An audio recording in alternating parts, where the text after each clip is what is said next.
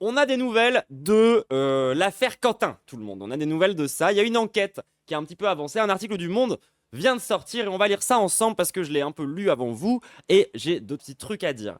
Au passage, YouTube, je tiens à... voilà, j'ai compris le message, d'accord. Vous avez pas aimé le tutoiement, c'est ok. J'ai compris. On reste sur du vouvoiement. Je m'adresse à une communauté. Vous, ça vous donne le sentiment de voilà d'appartenir à un groupe. Le Zusammengehörigkeitsgefühl en allemand, sentiment très important. Donc, les Allemands adorent avoir le sentiment d'appartenir à un groupe. Donc, ils ont un mot rien que pour ça. Donc voilà, j'ai compris le message. On fait pas le tutoiement. Ça vous a tous cringé. Voilà, j'ai compris. On fait plus. D'accord. Voilà, vous aimez pas. On va parler au vouvoiement. C'est pas grave. Toujours est-il, du coup, qu'on va parler un peu de Quentin Derenque. Quentin Derenque, vous êtes censé vous rappeler un petit peu quand même de cette histoire.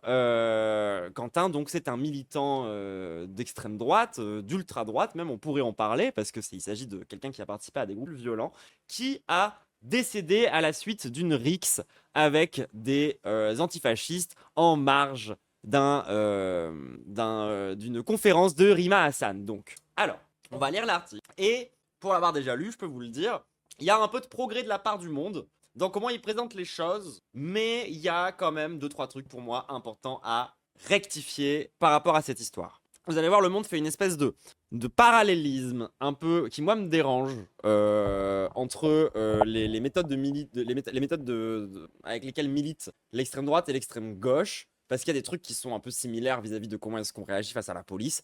Et je trouve que c'est un peu abusé de faire ce parallèle juste basé sur des méthodes contre la répression. Mais, on va lire ça tous ensemble, vous allez voir. Donc, enquête sur la mort de Quentin Derenque à Lyon, la violence politique en miroir. Et c'est ça l'idée qui va me déranger tout au long de cet article.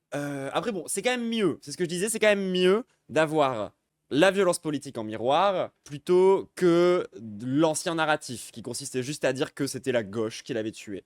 Savoir que pendant quand même un moment, y compris dans des journaux très respectables, comme Le Monde, c'était pas mal le narratif de Némésis qui tournait. Donc on avance dans la bonne direction, j'ai envie de dire, mais pas non plus tout à fait jusque là où je voudrais aller. Faut que je prenne mes notes que j'ai en nouvelle iPad Pro de 6ème génération que je viens de m'acheter. Voilà. Pardon, désolé. Parce que je vous ai déjà parlé du fait que je m'étais acheté un iPad Pro de 6ème génération. Au cas où. Donc. C'est reparti pour l'article. Les auditions des militants radicaux de gauche et de droite racontent l'enchaînement des faits survenus le 12 février autour de la conférence de la députée Rima Hassan. Contestée dans la rue par le groupe Némésis, la violence mimétique, l'adrénaline, les gestes incontrôlés et les lendemains dévastés. Donc on est sur un angle qu'on pourrait qualifier de relativement émotionnel, basé sur un narratif qui est le narratif, on va dire, de la pente glissante, de l'effet de groupe, quoi, ces trucs-là. Après 6 mois d'investigation, magistrats et policiers ont reconstitué l'implacable enchaînement de circonstances qui a provoqué la mort de Quentin Derenque, 23 ans, tué par les coups d'activistes d'ultra-gauche.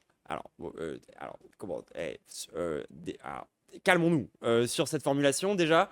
À la suite des conséquences suite à des coups, genre c'est pas comme si on l'avait retrouvé mort comme ça par terre, genre bon bref. Le coude et le poing alors qu'il était au sol à l'issue d'une bataille rangée entre deux groupes antagonistes. L'un était venu en défense d'un happening du groupe d'extrême droite Némésis, l'autre en soutien d'une conférence de la députée européenne, entre parenthèses de la France Insoumise, Rima Hassan, donnée dans un amphithéâtre de Sciences Po, et j'avoue que déjà cet angle me dérange un peu. On a l'impression que c'était deux événements mis sur un pied d'égalité quelque part, tu vois, alors que du coup, je vous rappelle en l'occurrence, du coup, c'était quoi mes takes à l'époque, car j'ai déjà une vidéo qui est sortie sur le sujet qui s'appelle tout simplement Némésis a tué Quentin, parce que c'est ça que je pense encore aujourd'hui, c'est que si il faut chercher des responsables quelque part, ils sont du côté de Némésis. Parce qu'à la base, c'était quand même juste une conférence de Rima Hassan, qui est venu être dérangé par justement un groupe de militants et non pas que des petites meufs, hein, parce qu'il faut arrêter avec ce narratif-là. Ce qui se passe quand Némésis fait un happening,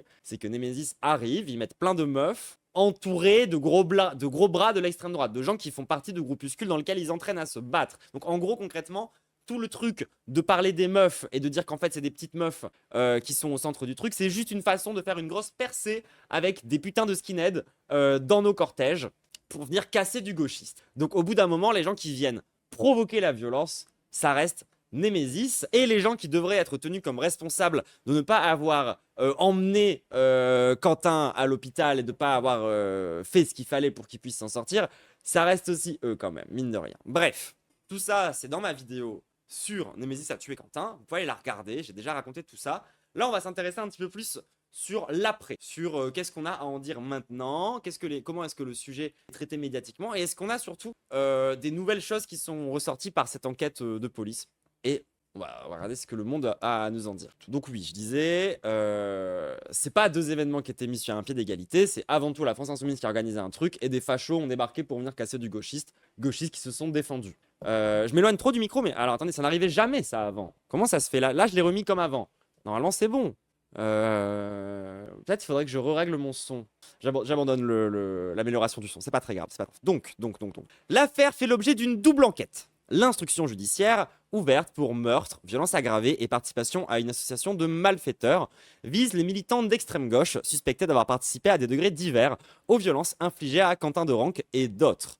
Une enquête préliminaire distincte pour violence volontaire diligentée par le parquet de Lyon concerne le rôle des militants d'extrême droite, cette fois-ci dans les événements. Le dossier, consulté par Le Monde, montre une affaire touchant les racines de la violence politique, car celle de jeunes radicalisés se donnant rendez-vous dans la rue sans mesurer le funeste destin qu'ils convoquent. On rappelle qu'il est nécessaire de prendre ces enquêtes avec un maximum de pincettes, tout le monde, étant donné que en fait, les liens entre les groupuscules violents d'extrême droite et la police sont documentés depuis quand même super longtemps. Donc on peut leur faire confiance pour sous-estimer, voire invisibiliser des faits qui sont commis par des fachos et surestimer, voire mettre davantage en avant des violences qui sont faites par des gauchistes, étant donné que c'est eux-mêmes un peu des fachos, quoi. Et ça, pareil, c'est pas une hot take de le dire, c'est une sociologie. Bref, ce jour-là, Matt B, 22 ans, est spécialement venu d'Eyrieux en Isère, c'est chez moi ça, pour assurer la sécurité des filles militantes de Némésis. Némésis nous a demandé ça parce que dès qu'il y a des manifestations ou des contre-manifestations, la gauche est toujours présente et violente. Voilà, on rappelle que ça, pareil, c'est un angle qui est quand même un peu bâtard, tandis que s'il n'y avait pas Némésis qui tentait de venir la merde, entouré de gorilles d'extrême droite qui viennent, encore une fois, fracasser du gauchiste, il n'y aurait pas une réponse en face qui serait violente, en vérité. Bref, je veux dire, les manifs féministes avant Némésis telles qu'elles étaient faites, telles qu'elles existent maintenant, ne généraient pas ce genre d'événement. Hein. C'est-à-dire que c'est vraiment Némésis qui vient de là. Mais bref. A expliqué aux enquêteurs ce sympathisant, comme il se définit lui-même. À peine sorti du travail, le jeune homme s'habille de sombre avec sur la tête une casquette noire et métallique. Matt B parcourt une trentaine de kilomètres au volant de sa Peugeot 107 pour rejoindre Quentin Derenque à son domicile dans le 5e arrondissement de Lyon.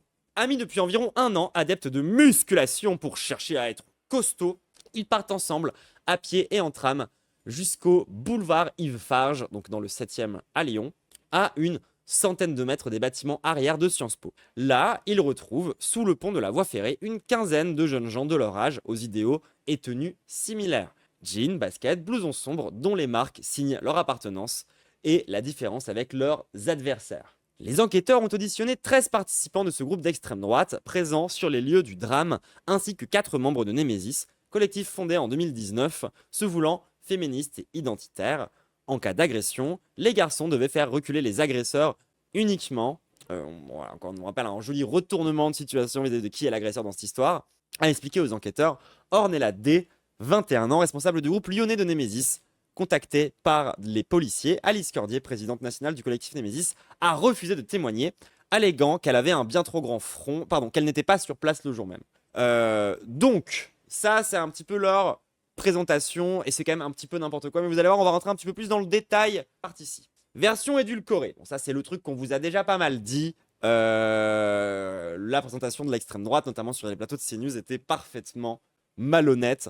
On nous a présenté l'affaire comme étant des jeunes droitards qui ne faisaient que se balader tranquillement en marge d'une manifestation de gauchistes et qui se seraient fait agresser donc par ces mêmes gauchistes qui en fait organisent des manifestations avant tout pour casser la bave aux lèvres comme ça, pour tout casser.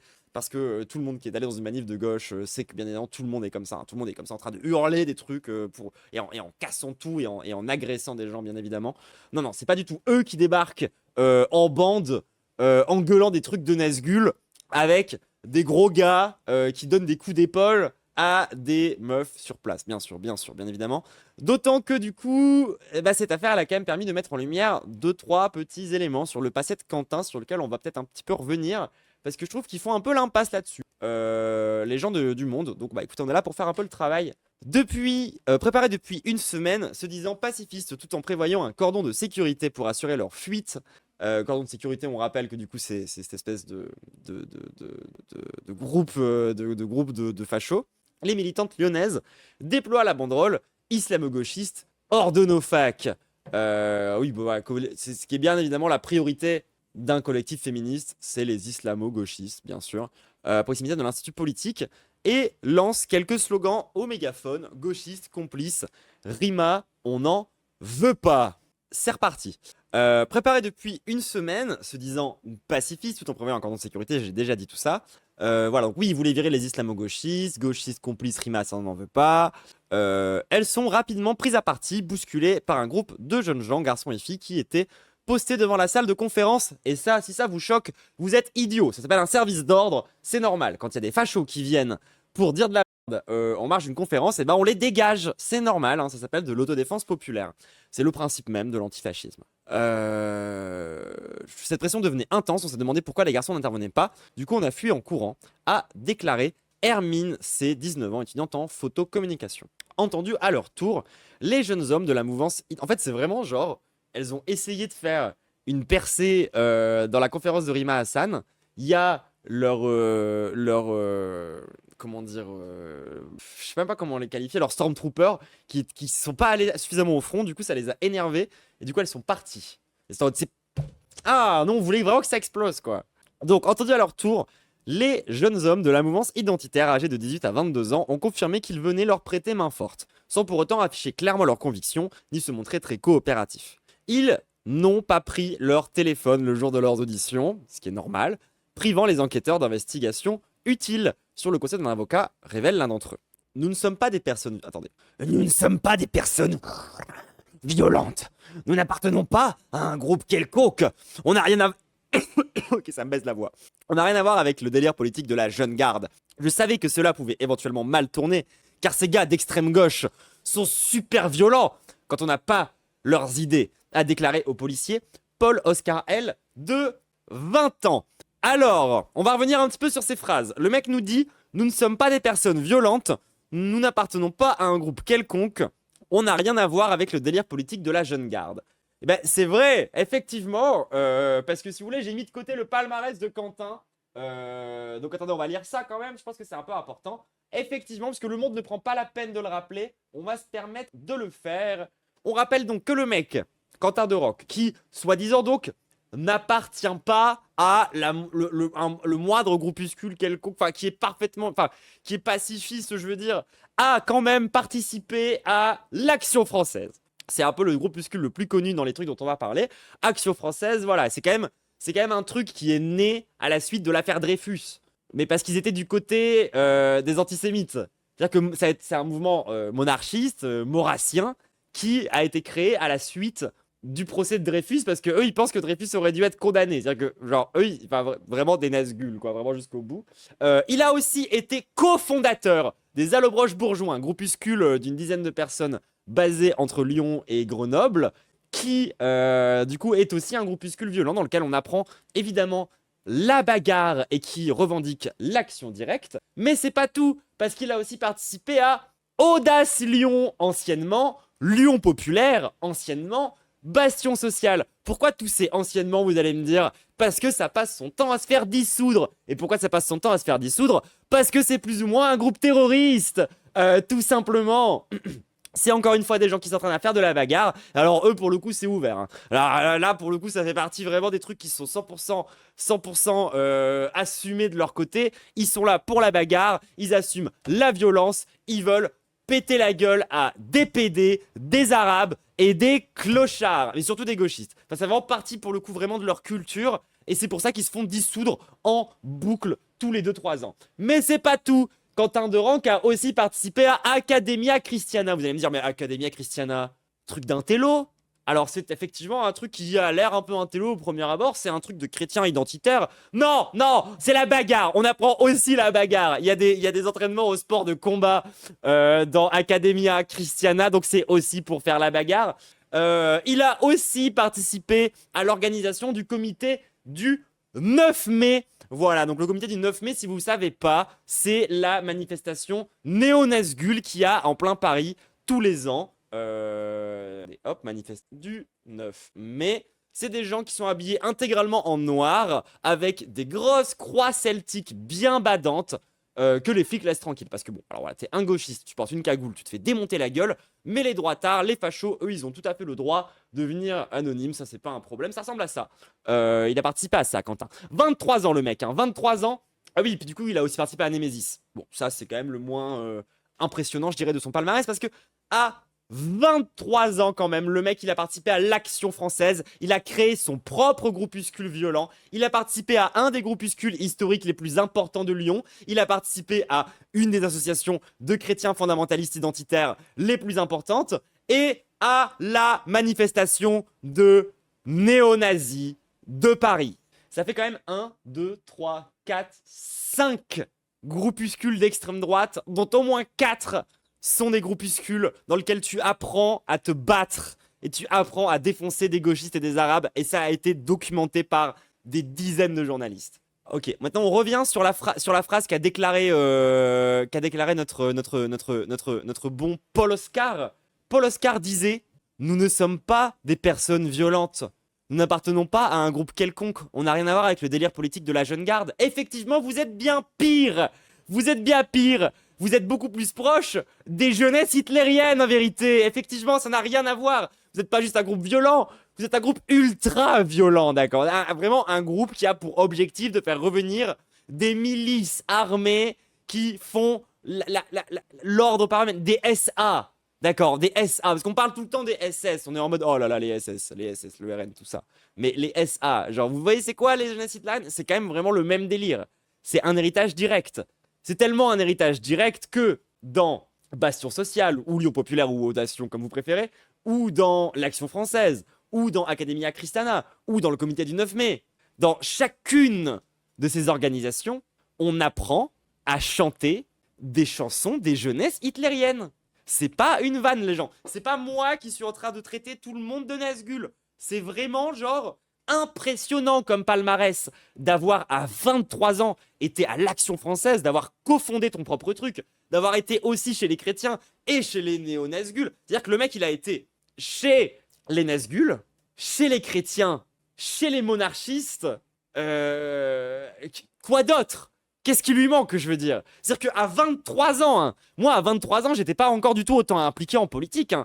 Genre vraiment, c'est prom dog un peu impressionnant. C'est prom dog un peu impressionnant. C'est quand même assez fou. À 23 ans, quand même. À 23 ans. Alors oui, c'est des groupes qui sont tous connectés les uns aux autres, les gens. Mais moi, mais même si c'est un peu le cas aussi dans les groupes de gauchistes, tu vois, où genre, on est tous interconnectés, à 23 ans, jamais je cofonde mon groupe d'action directe à ce moment-là de ma vie, tu vois. Genre, après avoir participé à une demi-douzaine d'autres groupuscules. Parce que bon, pareil, on a retrouvé que les trucs publics. Puis on a aussi retrouvé pas mal de tweets hein, du ref comment dire, qui a un certain avis sur quelle race humaine est supérieure à laquelle. Mais bon, je pense que vous vous en doutiez un petit peu. Alors, on reprend l'article. L'homme entendu fait référence à la jeune garde antifasciste, groupuscule, groupe fondé en janvier 2018 à Lyon, dissous en juin 2025 par le gouvernement pour ses actions violentes, mais sans mentionner sa propre affiliation au groupuscule nationaliste Lyon Populaire, renommé Audace Lyon après sa dissolution. Oh bah mince, sûrement un oubli de sa part.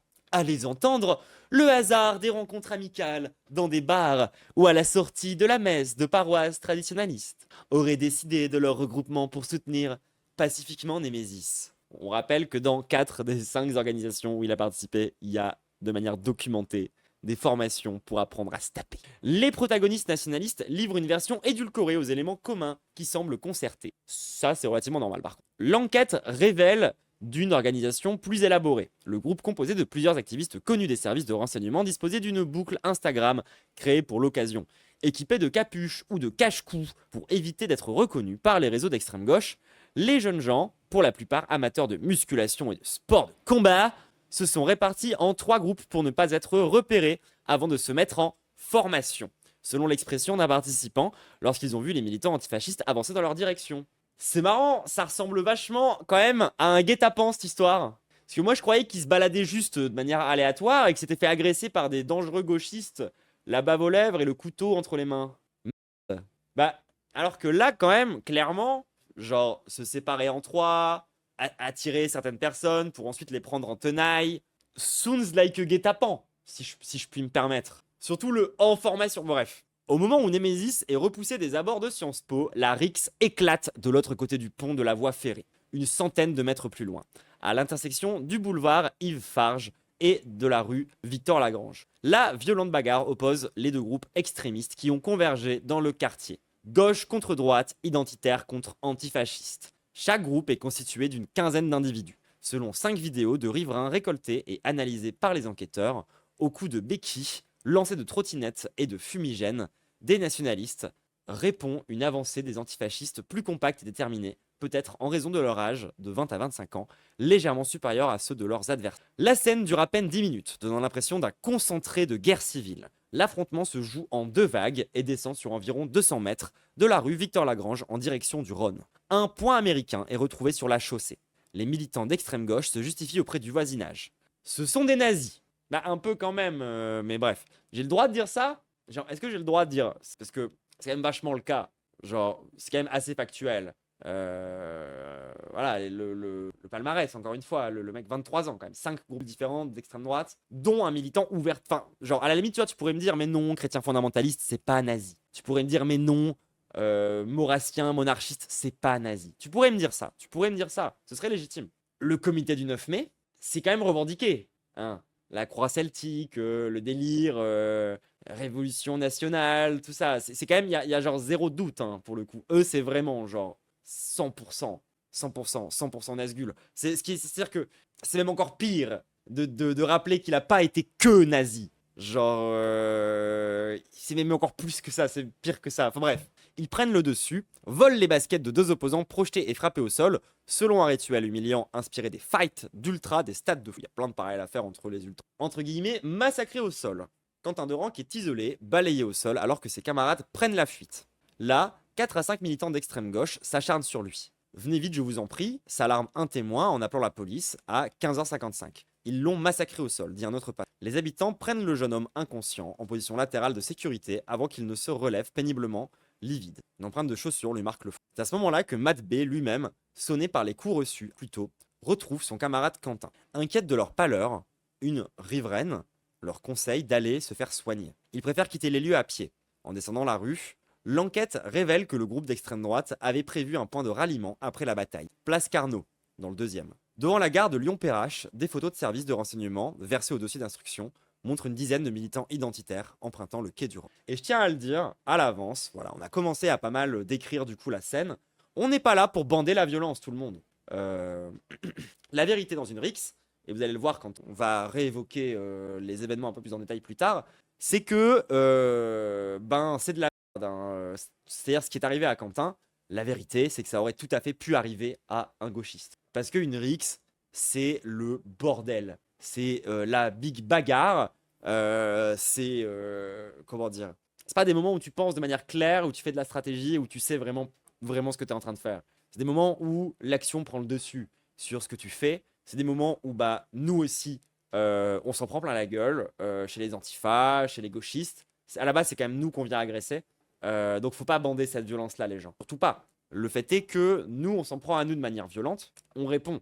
Et dans cette réponse, il s'avère que parfois, il y a un geste qui mène au décès de quelqu'un. C'est effectivement quelque chose qui peut arriver. C'est quelque chose, d'ailleurs, au passage, dans les formations antifascistes, qu'on essaye d'éviter au maximum. Et il faut le savoir, parce que c'est quand même un tas d'emmerdes. D'un strict point de vue organisationnel, politique, c'est quelque chose que tu veux éviter. C'est pas quelque chose qu'il faut bander.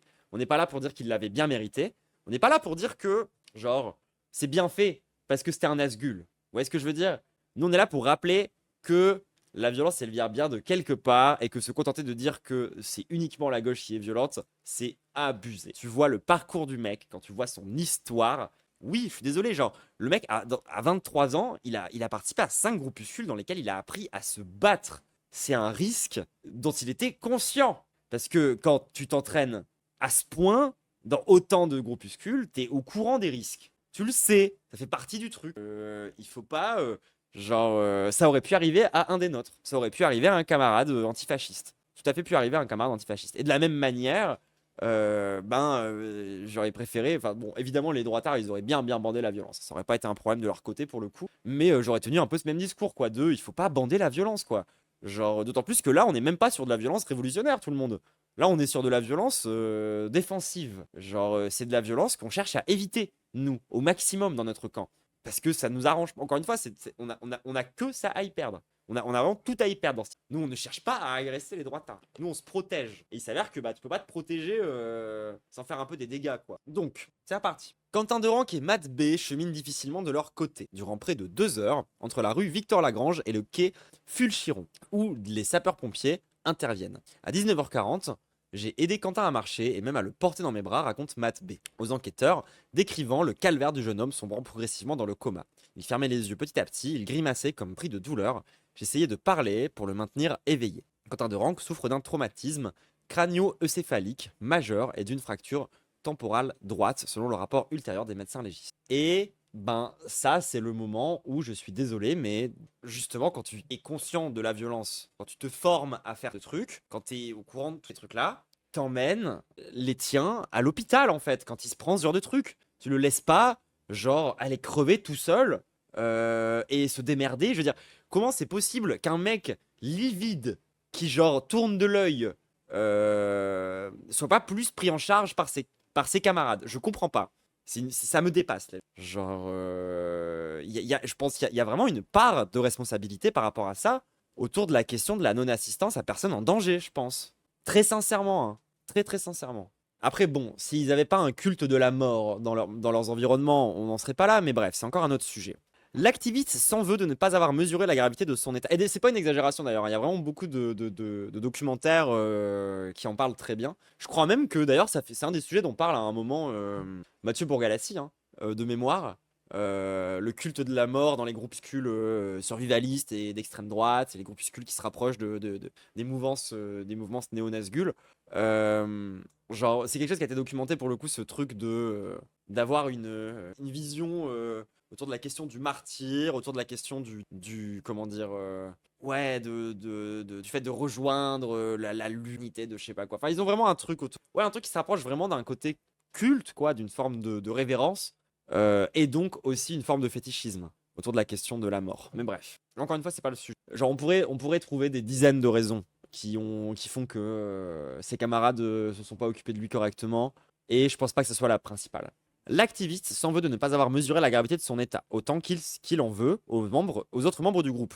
Bah oui, lui forcément, s'il a dû porter le mec tout seul, je pense qu'il a capté qu'il y avait un problème. Ceux qui ont fui sans se retourner, ceux qu'ils ont croisés près du point de ralliement, sans que personne ne prenne conscience du drame. J'ai retrouvé Quentin sous la gare de Perrache. Ils avaient l'air égarés. Il m'avait dit que ça allait, a rapporté Yanis D, 19 ans, suspecté d'avoir lancé une trottinette dans la bagarre. Un autre lui conseille de passer à la pharmacie. Après plusieurs appels au téléphone, un membre du groupe les a néanmoins rejoints. Matt B a aidé à allonger Quentin Derenque sous un abribus et a appelé les secours. Je me doutais que ça pouvait être violent, mais pas autant violent. Je racontais même des blagues, je le prenais à la légère, j'étais naïf. Je pensais boire un verre avec mon pote à la fin, réalise Matt B. Lui-même emmené à l'hôpital par les sapeurs. Lorsqu'il est admis au service... Faut réaliser que là, il y a beaucoup de temps qui s'est écoulé quand même déjà. Lorsqu'il est admis au service d'urgence, il déclare avoir été agressé. Et puis, il faut rappeler que Nemesis est loin de tout ça, hein. D'ailleurs, au passage, à ce moment-là, Nemesis en a déjà plus rien à foutre d'eux, ils prennent pas de news. Ils font leur vie, hein. Plus tard, ils ont beaucoup communiqué sur l'histoire, mais il faut comprendre qu'à ce moment-là, vraiment, Nemesis, ils s'en battent les couilles, hein, de cette histoire. Des pratiques qui se répondent, et c'est avec cette partie-là de l'article que j'ai le plus de problèmes. Tout le monde. Cette tendance à la dissimulation se retrouve chez les 9 militants d'extrême gauche identifiés par les policiers de la division de la criminalité territoriale du service interdépartemental de police judiciaire, mis en examen et placés en détention provisoire en février et mars. La plupart ont participé dans le passé au défilé de la Jeune Garde, derrière son étendard géant représentant un guignol combatif, à l'occasion de multiples manifestations en mars 2025 contre les violences faites aux femmes, le 1er mai et le 10 septembre, pour le mouvement Bloquons tout. Dans leur audition, les jeunes gens éludent les questions de leur présence sur les lieux. Et c'est bien normal, encore une fois. À les entendre, certains voulaient simplement assister à la conférence de Rima Hassan, sans savoir qu'il fallait s'inscrire au préalable. D'autres venaient pour protéger les manifestants, fils d'ordre. Ils disent avoir été pris en tenaille par le groupe d'extrême droite. Et on rappelle encore une fois que c'est là où, genre, c'est pas pareil de dire protéger les manifestants quand t'es en marge du cortège de Rima pour pouvoir les protéger effectivement, et protéger les meufs de Némésis. J'ai déjà raconté ça du coup dans la précédente vidéo, donc je vous renvoie vraiment à aller le regarder. Mais les gens, les mecs qui entourent Némésis, les gros bras qui entourent Némésis, les malabars qui entourent Némésis, ne sont pas un service d'ordre. C'est l'inverse. Leur objectif, c'est de venir créer du désordre. Eux, ils viennent pour le bordel dans une manif, avec des gars qui sont giga musclés, qui utilisent le prétexte de protéger les meufs pour aller la merde. À la limite, c'est un service de désordre, si vous voulez, mais c'est clair et net que c'est pas un service d'ordre. Alors que à gauche, au contraire, la logique d'autodéfense fait que on peut parler d'un service d'ordre. Tu vas pas agresser quelqu'un avec un service d'ordre, ça n'a pas de sens. Ils disent avoir été pris en tenaille par le groupe d'extrême droite, exactement comme ces derniers disent avoir été agressés en premier. Oui, sauf que maintenant on a les images qui montrent que c'était effectivement un guet-apens. Je veux dire, faites votre travail, le monde. L'enquête révèle que le groupe d'extrême gauche, constitué d'une dizaine de participants, s'était lui aussi regroupé avant les affrontements dans un square, donnant l'impression de s'équiper avec gants, capuches, cache-clous, des comportements ressemblant à s'y méprendre à ceux de leurs adversaires, comme le montrent les clichés des renseignements territoriaux. Et c'est normal. Bon, j'en ai marre, on va le dire maintenant. C'est pas parce que les nazis et les gauchistes font face à la répression policière et que du coup, on a des stratégies similaires pour échapper à la répression policière que nos méthodes sont identiques. Stop! Moi, c'est ça qui m'énerve. Genre, oui, quand tu dois échapper à la police, quand tu dois faire en sorte de minimiser les dégâts que va pouvoir faire le système répressif français sur des militants, les méthodes convergent, effectivement. Mais ça s'arrête là, en fait. Ça s'arrête là. C'est pas pareil d'assurer le service d'ordre d'une conférence d'une députée européenne, et c'est pas pareil de prendre un groupe de gens et de venir foutre la merde dans cette de conférence. C'est pas pareil d'organiser l'autodéfense populaire et d'organiser des putains de guet-apens, en fait. C'est pas pareil. Genre, c'est pas parce que les deux portent des cagoules et utilisent des méthodes face à la police, genre supprimer les dossiers de leur téléphone ce genre de trucs, que c'est les mêmes méthodes, in fine. Je veux dire, tu peux utiliser des méthodes d'anti-répression, à savoir cagoule, gestion digitale, enfin tous ces trucs-là. Tu peux le faire soit pour éviter que des gens de chez toi se fassent casser la gueule, ou tu peux le faire par exemple pour organiser des rondes dans la ville pour aller péter la gueule à des SDF. Dans les deux cas, tu t'organises avec des gens pour mettre des cagoules, pour te préparer certaines armes quand même, pour pouvoir faire des trucs. Dans les deux cas, tu fais attention aux caméras. Et dans les deux cas, si tu te fais choper, tu ramènes pas ton téléphone le jour de l'audition. Dans les deux cas, tu refuses la comparution immédiate et tu fais attention d'avoir des preuves qui montrent que tu vas pas quitter le pays. Tout ça, c'est pareil, mais c'est pas pour faire la même chose.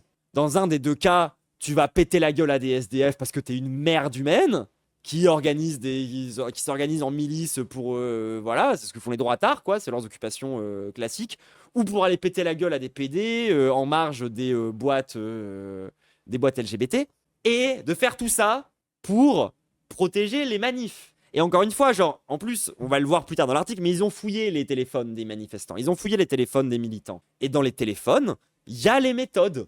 Et les méthodes sur lesquelles les policiers sont tombés montrent bien que dans les prérogatives d'un service d'ordre, il y a d'éviter que ça parte en bagarre. Nous, les malabars de gauche, ils servent à éviter que ça parte en couille. Est-ce que c'est si compliqué que ça à comprendre? Que c'est pas parce que t'as deux malabars avec le même skin Fortnite qui se font face que ils font la même chose. Est-ce que c'est si compliqué que ça à comprendre? Quand même. Genre, c'est pas symétrique. Faut arrêter avec ça. C'est pas parce qu'on a le même skin, qui est un skin optimal pour échapper à la police, que c'est pareil. Faut arrêter avec ça, genre. C'est vraiment énervant. Quand tu connais un petit peu le lore, quand tu connais un petit peu le milieu militant antifasciste, en particulier le milieu militant lyonnais, ça rend fou ce genre de parallèle. Ça rend fou. Genre, tenez, prenez un exemple qui est arrivé il y a 2 ans, je crois. Tout pareil. Des militants de gauche qui mettent des cagoules, qui chopent des armes blanches et qui sont allés se taper dans un bar de fachos. Et du coup, les fachos qui ont répondu. Vous allez me dire, mais ben voilà, c'est pareil, violence symétrique. Vous savez ce qu'on a retrouvé dans le bar de fachos? Une cache d'armes. Et donc, l'attaque des gauchistes a empêché un groupe néo-nazi dans le bar de la Traboule de stocker des armes. Du coup, elle vient d'où la violence? Est-ce que la violence, elle vient des gens qui ont attaqué le bar? Ou est-ce que la violence, elle vient des gens qui stockent des armes pour pouvoir préparer des attaques d'une autre ampleur? Je sais pas, hein. Encore une fois, c'est pas symétrique. Ce n'est pas symétrique. Les versions des faits et les pratiques se répondent symétriquement. Selon la logique maintes fois répétée dans la longue histoire qui à Lyon oppose les mouvements antifascistes aux mouvances nationalistes et identitaires, chaque camp puise ses raisons d'être dans sa lecture de l'histoire. Mais oui, mais ça c'est vrai aussi pour vous, le monde.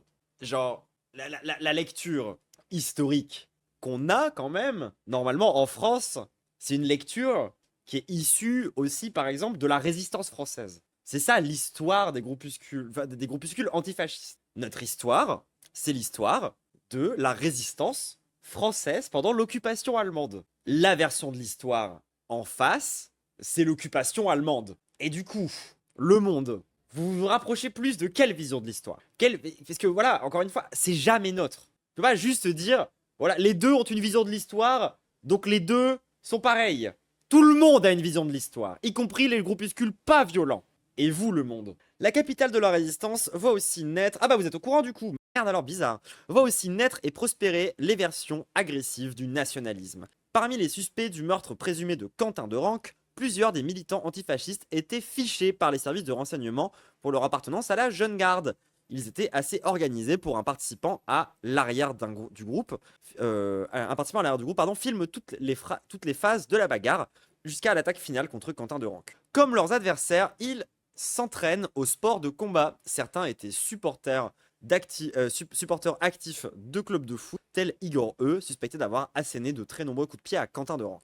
Selon les enquêteurs, vêtu d'un survêtement de l'Olympique de Marseille, le jour de son interpellation, le 4 mars, le jeune homme de 22 ans était venu à Voiron, à 90 km de Lyon, pour retrouver le groupe d'extrême gauche près de Sciences Po. Dans son téléphone, les enquêteurs ont découvert d'anciens selfies pris au stade Vélodrome avec cette légende belliqueuse, Win Marseille hooligan, very hard fight. En gros, c'est un hooligan quoi. En garde à vue, il a fui... Enfin, c'est un hooligan. Non, c'est un ultra. En garde à vue, il a fui les questions et les regards du policier, au point de se voir reprocher une attitude mi-sereine, mi-hautaine. Bon, après, les flics, leurs opinions sur des militants de gauche, comment dire? On peut remettre les images de Sainte-Soline si vous voulez, mais bref. Le lendemain, face à la juge d'instruction, il a craqué. Je suis bouleversé par les événements. Je ne sais pas trop où j'en suis. Avant de se mettre à... Il a craqué. Un coup de pied dans l'ombre. Le goût du stade se retrouve chez son camarade Dimitri V, 25 ans, abonné au Virage Nord, Groupama Stadium de l'Olympique lyonnais. Géographiquement proche des bad guns et des ultras aux relents xénophobes. La violence, c'est mal, mais quand il faut l'utiliser pour se défendre. Si quelqu'un vous attaque, ça dépend des circonstances. A justifié le jeune homme. Ça fait faux, hein. Il y a même des clauses genre dans la loi pour ça. C'est pas de la légitime défense. Bref. Dans son téléphone, les enquêteurs ont retrouvé un manuel de 162 pages au format PDF intitulé Comment la police interroge et comment s'en défendre. Au passage, je vous renvoie aussi vers ma vidéo sur l'anti-répression qui commence à dater un petit peu. Faudrait que je la mette à jour. Où je vous rappelle les bons réflexes à avoir en manifestation et comment éviter ou comment se comporter face à une garde à vue. Jeu de miroir encore avec cette toile d'araignée que porte Dimitri V sur le coude droit. Tatouage à l'origine prisé des militants d'ultra-droite, repris par défi par ceux d'ultra-gauche. Les deux ont des tatouages, donc c'est pareil. les extrêmes se rejoignent. Je suis très malin et je suis un journaliste du monde. Et d'ailleurs, les mafias aussi ont des tatouages. Tout comme les Maoris. Tous, et peut-être qu'on s'en bat les couilles. Les activistes de tous bords se ressemblent dans leur façon de retarder leurs auditions, d'effacer le groupe signal de leur téléphone ou de se retrouver après la bagarre. Ça s'appelle l'anti-répression. Quand tu fais face à la police, tu adoptes des méthodes pour minimiser les dégâts que peut faire la police. C'est normal. Ça m'énerve. 8 membres du groupe d'extrême gauche sont passés aux urgences de l'hôpital Édouard Herriot pour traiter leurs blessures à la tête et aux membres, selon les images de télésurveillance récupérées par les policiers. Encore une fois, si les droitards ils avaient pu mettre des gauchistes au sol et le tabasser au sol, ils l'auraient fait de la même façon. Alors que les activistes d'extrême droite convergent vers Perrache. Ceux d'extrême gauche rallient dans la soirée le domicile parental d'une jeune militante dans le quartier résidentiel de Montchat. Après son attitude bravache, en garde, je sais pas si ça veut dire quoi, bravache. En garde à vue, Dimitri V a changé le ton face à la juge qui l'a mis en examen.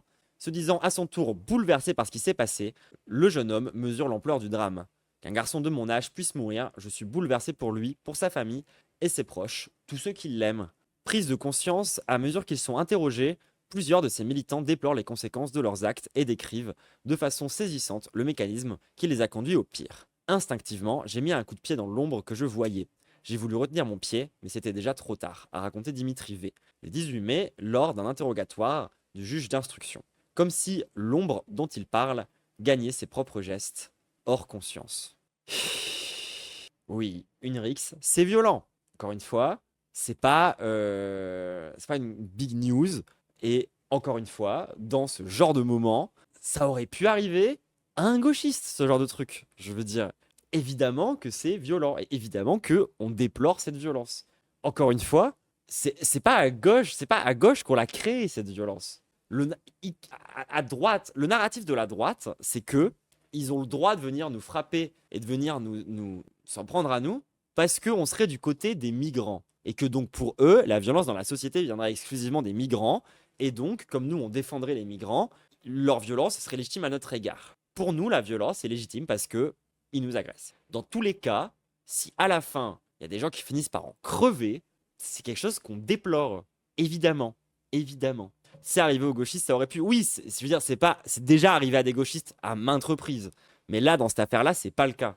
Plus, les gauchistes, ils ont été pris en charge. Ils ont été soignés correctement, quoi. Et donc là, on arrive sur, là, par exemple, la partie qui me met en colère, sur cette histoire d'effet de groupe, quoi. Parce qu'on va limite venir naturaliser la violence, quoi.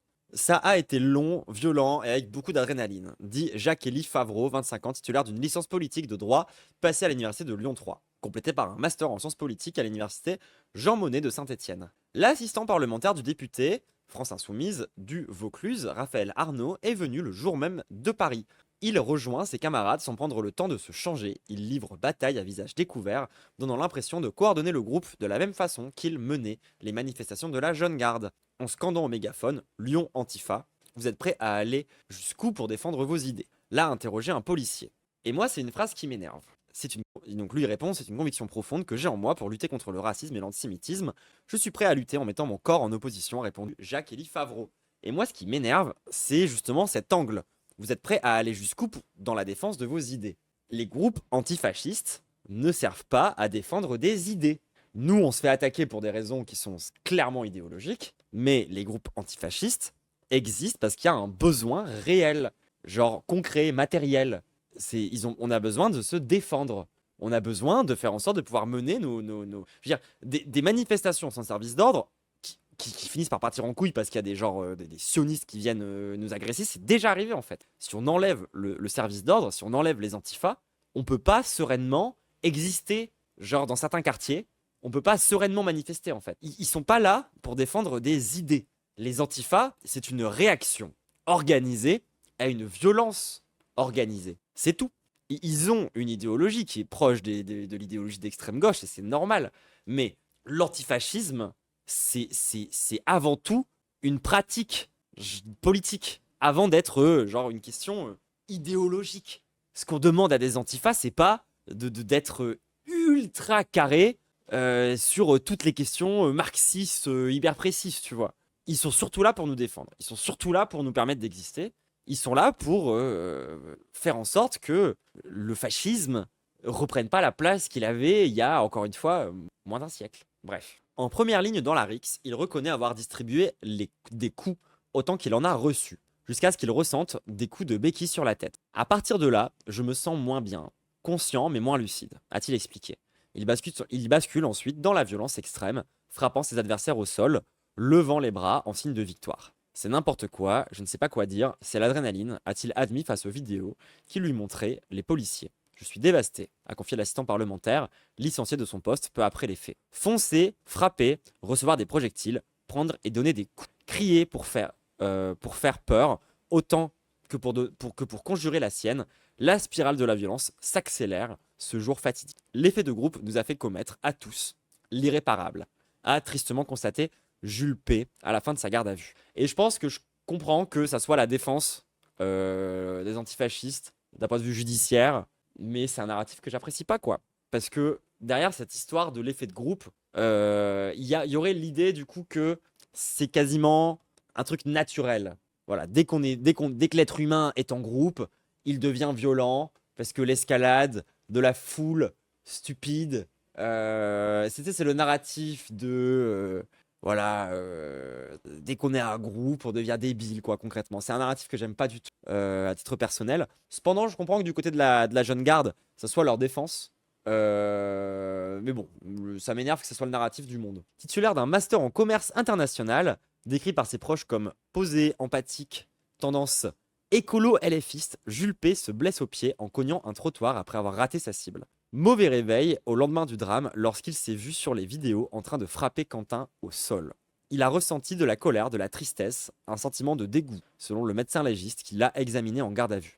Je ne comprends pas ce qui se passe, tout va très vite et je continue à suivre le groupe, a-t-il encore expliqué à la juge dans son interrogatoire du 20 avril. Et je pense aussi que, en vérité, quand les militants, ils ont expliqué qu'ils n'étaient pas tous des militants antifascistes de la jeune garde, et que certains se sont retrouvés sur les lieux du truc, tu vois, et qu'ils ont fini par participer à la bagarre sans être les personnes les plus formées au monde, je veux bien le croire. Je veux bien le croire que ça s'est pas fait non plus, c'est pas une bataille organisée non plus parfaitement, et je pense qu'il est tout à fait possible qu'il y ait des gens qui soient pas du coup les plus formés, qui soient pas les plus à fond dans l'anti-rep et dans ce genre de trucs, qui puissent aussi tenir ce genre de take autour de l'effet de groupe.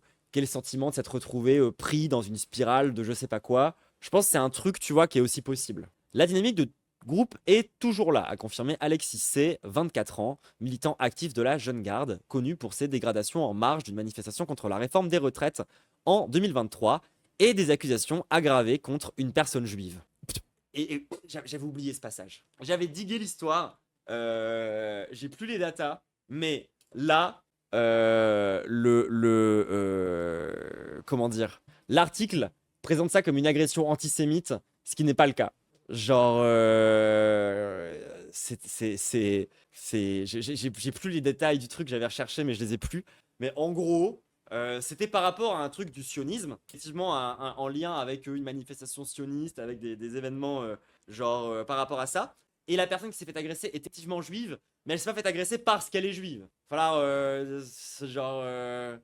là, c'est vraiment juste, genre, un jour, ce mec a agressé une personne juive. Zéro contact. Juste, c'est là. Jeune garde antisémite. Voilà, la base. On rappelle encore une fois que Quentin de Ranc a milité à l'Action française. Hein. C'est des gens qui pensent que Dreyfus aurait mérité de se faire condamner à mort. Quand même. Maurras, Charles Maurras. On rappelle. Mais voilà, ils aiment bien rappeler des trucs. Enfin, moi, je suis dingue. Toujours dans l'objectif de faire un narratif du fer à cheval. Hein. Alexis C. a relaté l'instant où la violence submerge toute conscience. D'ailleurs, au passage, ça me fait rire parce que ce truc autour de l'antisémitisme, vous remarquez que les liens entre les groupuscules néo-nazgûl, l'antisémitisme, tous ces trucs-là, tu vois, ça existe depuis toujours à l'extrême droite, toujours. Et alors qu'à gauche, il n'y a rien qu'à changer, tu vois, d'un point de vue structurel et organisationnel. Par contre, voilà, depuis les attaques du 7 octobre, c'est devenu... Apparemment, voilà, ça va faire 15 ans que en fait, c'est des groupuscules antisémites. Du jour au lendemain. Du jour au lendemain, t'as tous les groupuscules d'extrême gauche qui n'avaient jamais été considérés comme étant antisémites à l'époque. On disait qu'ils avaient plein de problèmes, mais pas ça. C'est vraiment que depuis le 7 octobre. C'est marrant, non? Alors qu'à l'extrême droite, ça a toujours été là. Hein. Toujours. Genre des mecs dans des bars chelous qui chantent des chansons qui expliquent que les juifs de Birkenau étaient des menteurs. Ça fait quand même bien 30 ans, tu vois. Mais non, c'est un fer à cheval symétrique parce que maintenant, il y a l'antisionisme. Bref. Quand les activistes d'extrême droite se retournent pour partir en courant, ceux d'extrême gauche s'engouffrent dans une brèche vertigineuse, selon les récits de plusieurs protagonistes. À ces moments-là, j'ai comme un moment de déconnexion où je ne comprends pas tout ce qui se passe. Attendez, comment dire, il y a un instant de flou, comme si le temps s'arrêtait 1 ou 2 secondes, a décrit Alexis C. Et ça, pareil, moi je veux bien le croire que le moment où, en pleine bagarre, t'as d'un coup plein de gens qui se mettent à tabasser un gars au sol, c'était pas prévu, tu vois, et que c'est un peu arrivé comme ça. Je veux bien le croire aussi, tu vois. Genre, c'est clairement pas un acte prémédité. Contrairement au guet-apens organisé par les droitards, on rappelle, juste avant la bascule hors de contrôle.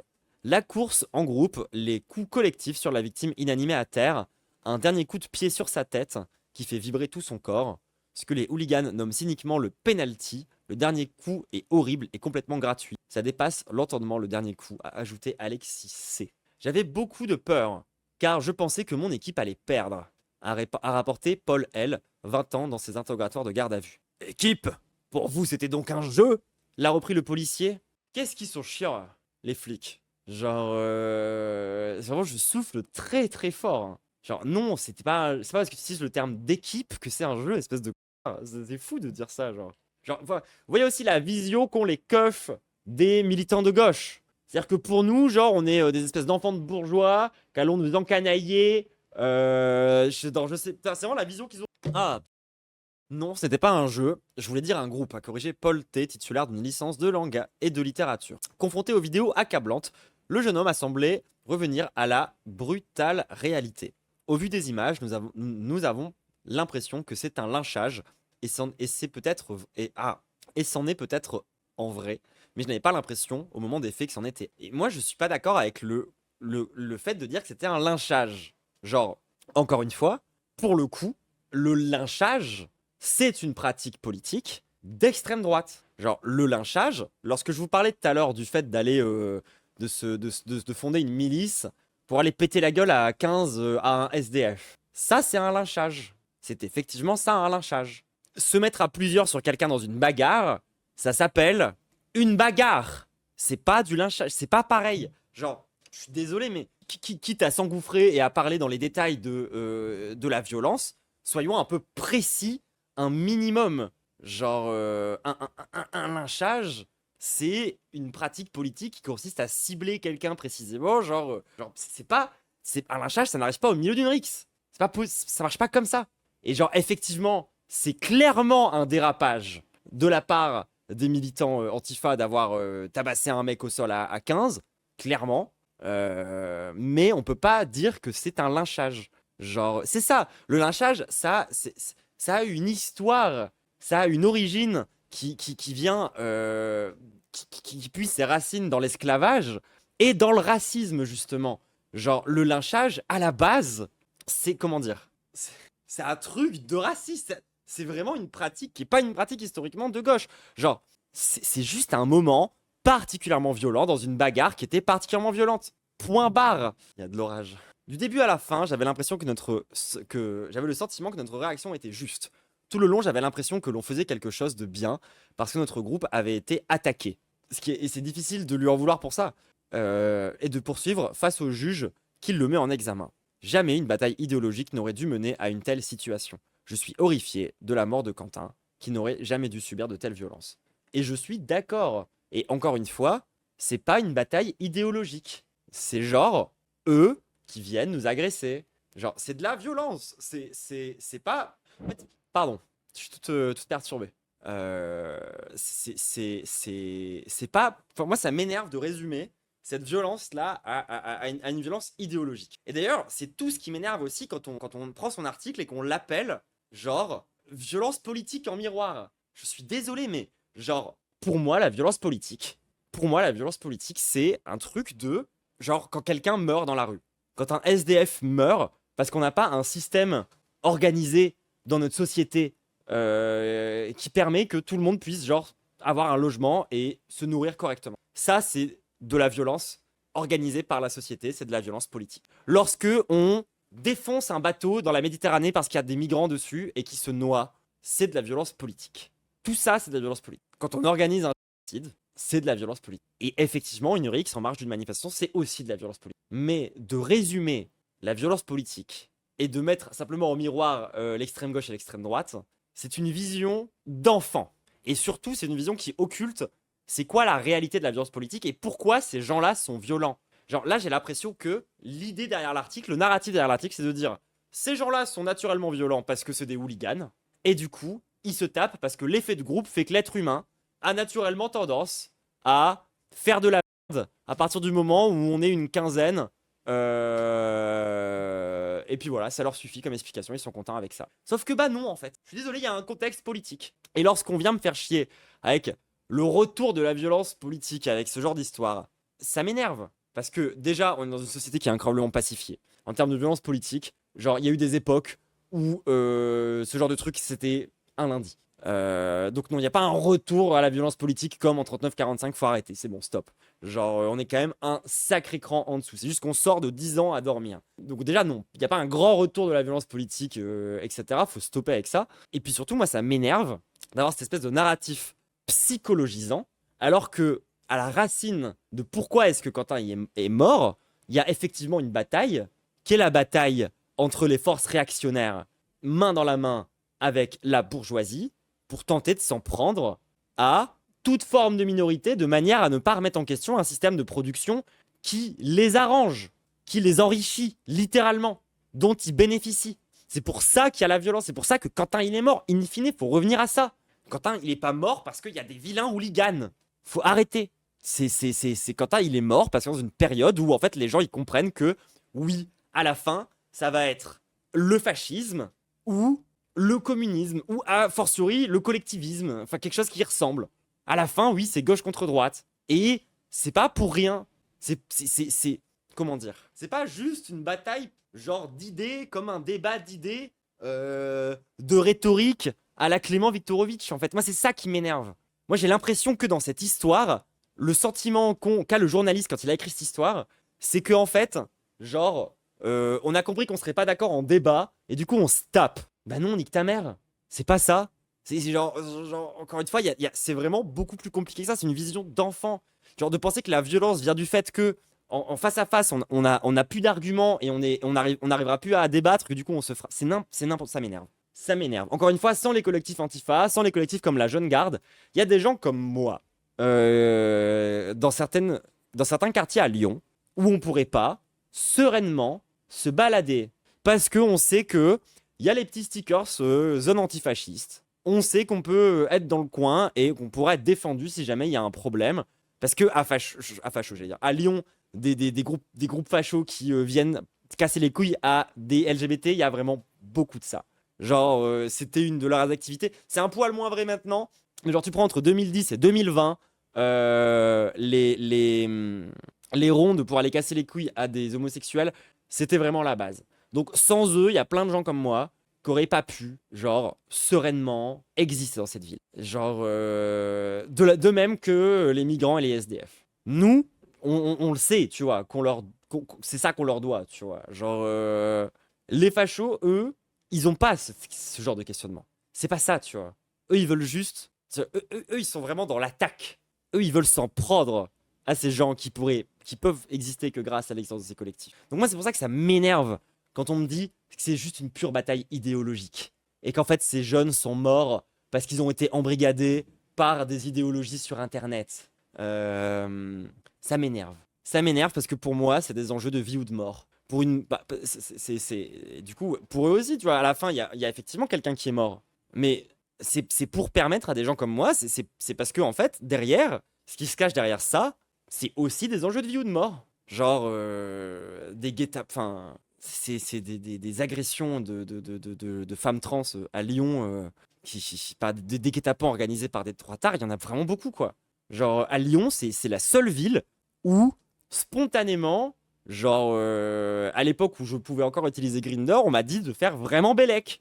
Parce qu'il y a plein d'histoires. Alors, il y en a partout des histoires de guet-apens qui sont organisés par Grindr où tu matches avec un mec et genre en fait c'était un groupe de nazis et du coup bam piège. Et à Lyon, cette proportion-là, elle est décuplée. Ça avait vraiment cette réputation. Bref. Ça pour dire, ça m'énerve le miroir qui essaie d'être construit autour de cette affaire. C'est mieux que ce qu'on avait avant où on expliquait qu'en fait, en gros, la France Insoumise sont violents, donc la jeune garde, donc les méchants militants, Oui, d'ailleurs, tout ce que je dis est encore d'actualité. C'est juste que maintenant, ils ont encore plus diversifié, pardon, leur, la gamme des trucs auxquels ils s'en prennent, les militants d'extrême droite de Lyon. Genre, maintenant, ils s'en prennent pas qu'au PD, quoi. Ils ont élargi leur champ de vision. Bref. Disons qu'il y avait une question de surfocus à une époque. Aujourd'hui, c'est un peu moins. Enfin bref, on s'en fout. C'est vraiment du détail. De toute façon, toujours est-il qu'ils ont toujours été là. Ils en ont toujours pris à des gens. Et les collectifs comme la Jeune Garde, genre moi je le dis, et genre vraiment, clip ça si ça te fait kiffer Twitch gauchiste, mais soutien pas inconditionnel, hein, pas déconner. Et genre avec 2-3 éléments de critique si vous voulez. Mais genre, lourd soutien aux collectifs antifascistes comme la Jeune Garde.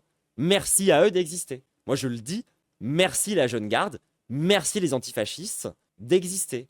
Et j'espère et je prie Dieu qui continue d'exister. Parce que sans eux, je pourrais pas exister. Vraiment, vraiment merci. Merci à l'autodéfense populaire d'être organisée. Je sais que c'est pas une hot take, mais genre, même si à la fin, ça crée des dégâts, des trucs qui sont tout à fait regrettables, merci d'exister, merci d'être là pour nous. Merci à eux. Vive l'antifascisme. Et moi-même, moi j'irais même plus loin. Genre, je trouve qu'aujourd'hui, de par la répression policière, hein, c'est pas forcément leur faute à eux en tant qu'individus, en tant que groupe, etc. Mais je trouve que l'antifascisme est désorganisé par rapport à une époque et je prône le retour d'un antifascisme qui soit plus centralisé, d'un antifascisme avec des gens qui se parlent plus entre eux, qui soient plus capables de vraiment faire corps, faire communauté pour lutter tous ensemble. Moi, je suis pour une lutte unitaire de l'antifascisme. Je suis pour un retour à une époque où l'antifascisme, c'était encore plus quelque chose qui était vraiment organisé à une échelle nationale, quelque chose qui avait vraiment un sens extrêmement précis. Donc non, désolé, je pleurerai pas cette violence, je la condamnerai pas. Je condamnerai pas la violence des antifas et au contraire, je pense qu'on mériterait dans ce pays d'avoir un antifascisme encore plus présent, encore mieux organisé. J'appelle ça sincèrement de mes voeux. Bref, oui, attendez, on est allé plus loin dans l'article sur la question de l'effet de groupe. Puis ensuite, voilà, on va skipper jusqu'à la fin, on va s'arrêter là-dessus. Où en gros, ils reviennent du coup sur les engagements et tout ce que je vous disais tout à l'heure. Comme quoi, pour eux, le problème, ce serait donc la radicalisation, quoi, la radicalisation politique sur Internet, et que du coup, ce serait ça à l'origine du mal, ça et les effets de groupe, et les hooligans, tous ces trucs-là, quoi. Tout ce que j'ai déjà dit. Donc voilà, on va pas finir cet article, j'ai la flemme. J'ai dit ce que j'avais à dire, moi, par rapport à cette histoire. Et au bout d'un moment, genre, fuck les narratifs qui consistent à mettre dos à dos l'antifascisme et le fascisme. C'est pas correct de faire ça. C'est pas correct de faire ça. Moi, je trouve ça pas correct. Désolé. Les descendants comparer les descendants historiques des résistants français et les mettre dos à dos avec les descendants historiques des jeunesses hitlériennes et de dire que c'est grosso modo la même chose, ça me pose un immense problème. Vraiment. Genre, encore une fois, c'est un progrès par rapport au narratif d'avant, mais je trouve qu'on en a un stade où, genre, on devrait avoir un devoir de mémoire, je sais pas, un truc du style, qui devrait se réveiller, une alarme qui sonne quelque part en haut, tu vois, de se rendre compte que là, genre, on est en train de faire ce parallèle, quoi. Genre, imaginez si des gens faisaient ce parallèle, genre, à l'époque de l'occupation, quoi, ce serait fou de mettre dos à dos les violences des résistants et les violences des collabos, genre. Ça me tabasse. Et de dire que c'est violent, donc c'est pas bien. Bah super. Ah oui, je condamne les résistants français, hein, dans leur logique. Fou quand même. Hein. Spoiler, il le faisait aussi. Ouais, d'ailleurs, faudrait qu'on en parle un jour de ça. De la propagande anti-résistant. qui était pas que un truc de collabo et de péténiste. Ça, c'est un aspect intéressant de l'histoire, un peu aussi, de voir comment énormément de gens ont chié sur les résistants avant la victoire et la libération. Plein de gens qui ont pas mal retourné leur veste. Mais bref, toujours est-il que moi j'ai dit ce que j'avais à dire sur cette histoire. Non, c'est pas parce que les gauchistes sont naturellement ultra violents de par leur idéologie de la haine que Quentin est mort. Quentin est mort parce qu'il y a des violences qui existent en marge des groupes politiques. Violence qui naît d'une histoire, quoi. Enfin, qui est pas un truc essentiellement humain, de la violence, de la nature humaine, de l'effet de groupe. Stop. Cette violence, elle a une cause. C'est pas non plus genre la faute à la jeune garde si Quentin est mort. Quentin est mort parce qu'il y a eu une rixe dans une bagarre. Genre, la responsabilité, elle est compliquée. Et si elle est à chercher quelque part, moi je reste encore une fois sur mes positions et elles sont solides. C'est qui est à l'origine de cette violence? Puisqu'il n'y a pas de responsabilité individuelle à aller chercher. Qui a organisé cette violence? Qui a tout fait pour qu'elle advienne? Et à ce moment-là, encore une fois, pour moi, on ne peut pas faire un parfait miroir. C'est Némésis. C'est Némésis qui a organisé ça. C'est Némésis dont on a retrouvé des messages dans lesquels il est écrit noir sur blanc qu'elles servent d'appât. Némésis, dans lequel il y a écrit noir sur blanc dans des messages qui se sont échangés, qu'elles servent à faire de la provocation dans l'objectif de pouvoir répondre de manière violente. Némésis qui, en privé, assume ses stratégies et qui assume avoir organisé un guet-apens. Peut-être que si des gens sont responsables de la violence à ce moment-là, elle est allée chercher de ce côté-là. Mais je pense pas que ça sera la conclusion des flics. Donc c'est la mienne. Allez, gros bisous YouTube, j'espère que ça t'a intéressé. À la prochaine.